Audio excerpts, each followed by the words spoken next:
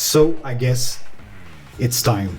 BFR has just been announced by SpaceX, and Elon Musk just introduced this idea. So in this video, I'm going to talk about the Earth transportation system first.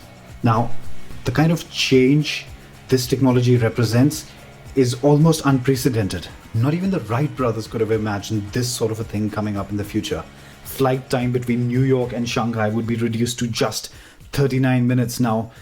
Conventionally, it takes about 15 hours to get from New York to Shanghai. Now, imagine just making that entire journey in 39 minutes, the kind of transactions that would be possible, the kind of interactions between people that would be possible. Australia is so hard to get to, and it just takes a huge amount of time to get there. And even those travel times would finally be cut. And it just represents a tremendous change in the way that we've been able to travel so far on our planet.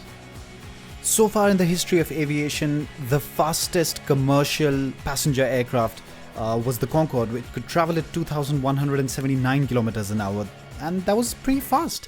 It's almost twice the speed of sound. But guess what? Elon Musk's BFR does 27,000 kilometers an hour. So first of all, you take a ferry to the airport. Well, I guess that's what it is. It's the landing station, really. And there you have to take an elevator up this huge shaft. And finally, you enter the aircraft. You have all the passenger area. The aircraft itself actually is upright.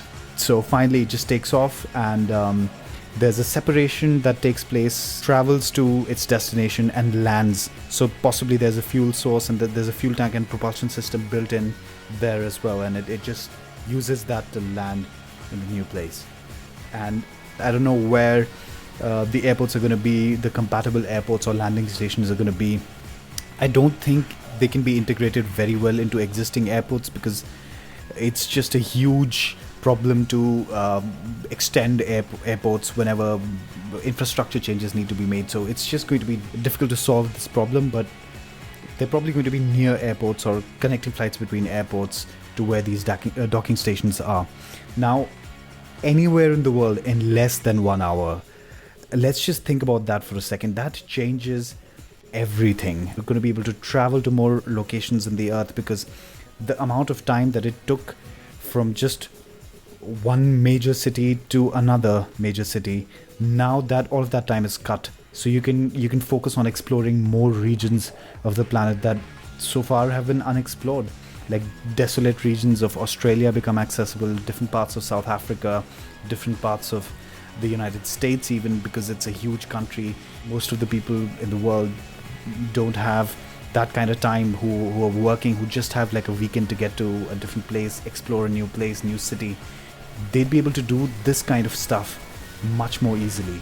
The initial bit of that problem, the initial time of that travel, is just going to be completely wiped out. The kinds of problems this solves, it's a whole new world. So there was a world before BFR, and then there's going to be the world after BFR.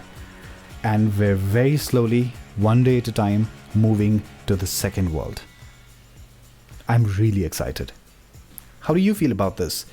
Are you scared? Is it going to be exciting? Just let me know how you feel. Write down your thoughts in the comment section below, and don't forget to subscribe. See you.